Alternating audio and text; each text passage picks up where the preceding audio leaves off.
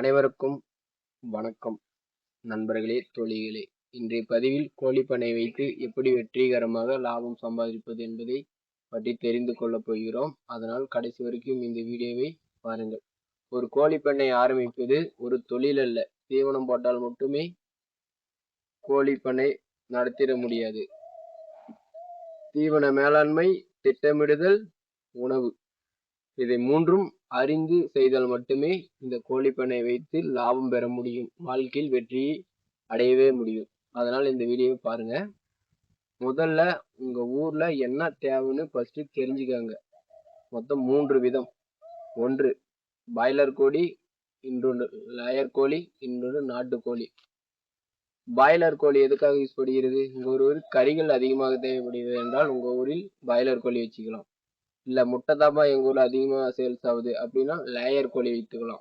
இல்ல இது ரெண்டுமே இல்ல, எங்க ஊர்ல நாட்டுக்கோழி வைத்தாவே வருமானம் வந்துடும் அப்படின்னா நாட்டுக்கோழி கண்டிப்பா வச்சுக்கோங்க.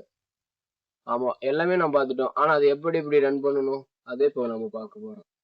ஃபர்ஸ்ட் கொட்டகை அமைத்தல். கொட்டகை எப்படி அமைக்கணும்?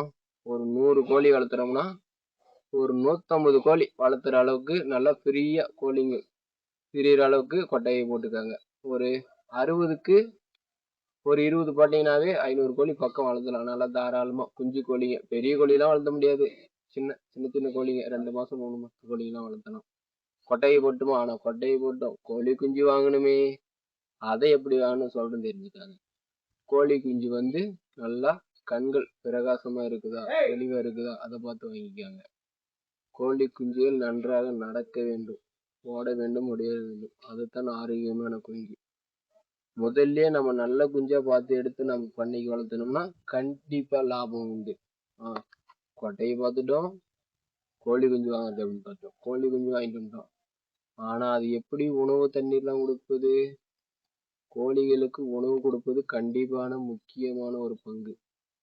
கோழிகளை தனித்தனியாக பிரித்து எடுத்துக்கொள்ள வேண்டும்.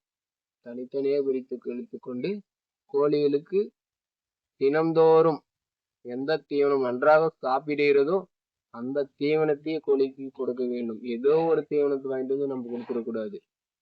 லாபம் சம்பாதிக்கிறதுக்கோசரம் கோழிகள் அப்படியே டோட்டலா அழிஞ்சிரும். அந்த மாதிரி நீங்க பண்ணிட்டீங்கன்னா. தண்ணீர் எப்பயுமே கொடுக்கும் பொழுது சுத்தமான தண்ணீர், பாத்திரத்தை நன்றாக கழுவி கொடுக்க வேண்டும். அது மட்டும் இல்லாமல் தினந்தோறும் பாத்திரத்தை சுத்தமாக கழுவி தினந்தோறும் புதிய தண்ணீரை கொடுங்கள். அது மட்டும் இல்லாமல் தண்ணீரை குடிக்கும்போது எப்பொழுதும் ஒரே தண்ணீரை கொடுக்க வேண்டும். பழைய தண்ணீர் புது தண்ணீர் கிடையாது, ஒரே தண்ணீர். ஒரே தண்ணீர்னா வேற தண்ணி குடித்தீங்கன்னா கோழிகளுக்கு சளி பிடிக்கும். சளி பிடிச்சா என்ன பண்ணும்? கோழி குறுங்கும். கோழி குறுங்குனா என்ன பண்ணும்? கண்டிப்பா ஒவ்வொரு கோழிக்கும் அட்டாகும். ஒவ்வொரு கோழிக்கும் அட்டாச்சுன்னா டோட்டல் லாஸ் ஆகும். அதை மட்டும் அந்த தப்பை மட்டும் செஞ்சிடாது. கொட்டகையை பார்த்தோம், கோழி குஞ்சு வாங்குறத பார்த்தோம், தண்ணீர் பார்த்தோம், உணவு பார்த்தோம். அப்புறம் அடுத்தபடியாக பார்த்தா நோய் வந்தாலும் நோய் தடுப்பூசி கண்டிப்பாக போட்டுக்கொள்ளுங்கள். கோழி குஞ்சுகள் எடுத்து வரும் பொழுதே தடுப்பூசி போட்டாங்களா என்று கேட்டு தெரிஞ்சு கோழி குஞ்சு எடுங்க. எந்த பண்ணையில எடுத்தாலும் சரி, தடுப்பூசி F1 7 நாள் ஆனதுமே உடனே அந்த கோழி குஞ்சுகளுக்கு தடுப்பூசி போடணும். அந்த தடுப்பூசி போடுவதனால் அம்மை நோய், கண்களில் கண்ணீர் வருது, இந்த நோயெல்லாம் கண்டிப்பா அந்த அம்மை தடுக்கும். இதெல்லாம் பார்த்துட்டோம்பா, எல்லாமே பார்த்துட்டோம். சிம்பிள் தான். அடுத்தபடியா பார்க்க போறது கொட்டகை சுத்தி நல்லா காற்றோட்டமாக இருக்க வேண்டும். காற்றோட்டம் இருந்தால் மட்டுமே கோழிகளுக்கு வெப்பம் தாக்காது. வெப்பம் கண்டிப்பாக தாக்கினா கோழிகளுக்கு காய்ச்சல் வரும். நல்லா காற்றோட்டமாக இருக்க வேண்டும். ஈரப்பதம் இருக்கக்கூடாது.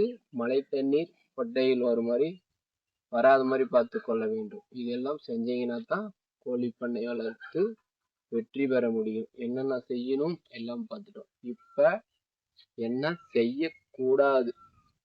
கோழிகளுக்கு உணவு கொடுக்கும் பொழுது நல்ல தீவனத்தை கொடுக்க வேண்டும். லாபம் பெறுவதற்கு தீவன செலவை குறைக்க நல்ல தீவனம் உங்க ஊர்ல கடையில கொடுக்கலாமா, இல்ல உள்ளூர் வியாபாரம் பண்ணலாமா, இல்ல வெளியில வியாபாரம் பண்ணலாமா, அதை மூலியமே நீங்களே தெரிஞ்சுக்கணும். வேற மூலியமா டீலர் மூலியமா நீங்க பண்ணீங்க, நீங்க கண்டிப்பா 100% சொல்றேன், வெற்றியே பெற முடியாது. அதனால இதெல்லாம் தெரிஞ்சு அறிஞ்சு பண்ணுங்க. சிம்பிள் தான், சின்ன சின்ன விஷயம் தான் நான் சொல்லியிருக்கேன். எந்த ஒரு டவுட்டாக இருந்தாலும் கமெண்ட் பண்ணுங்க. வீடியோ பிடிச்சிருந்தா சப்ஸ்கிரைப் பண்ணுங்க, லைக் பண்ணுங்க.